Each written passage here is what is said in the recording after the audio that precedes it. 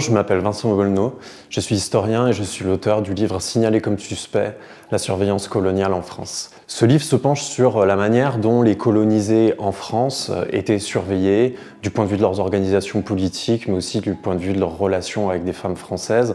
depuis la Première Guerre mondiale et jusqu'à la fin de la Seconde Guerre mondiale. Après les débuts de l'immigration coloniale de tirailleurs et de travailleurs pendant la guerre, ce service de surveillance s'institutionnalise et se pérennise sous le nom de service de contrôle et d'assistance des indigènes en France et épie au quotidien les colonisés en France. Il produit des dizaines de milliers de rapports de surveillance et documente ainsi la vie des colonisés en France sur cette période. J'ai pu me pencher de façon assez fine, avec les outils de la sociologie historique, sur les pratiques de ce service d'archivage, de production documentaire, de filature, d'anthropométrie, mais aussi sur la réception de ce service et la manière dont il est envisagé par les populations surveillées.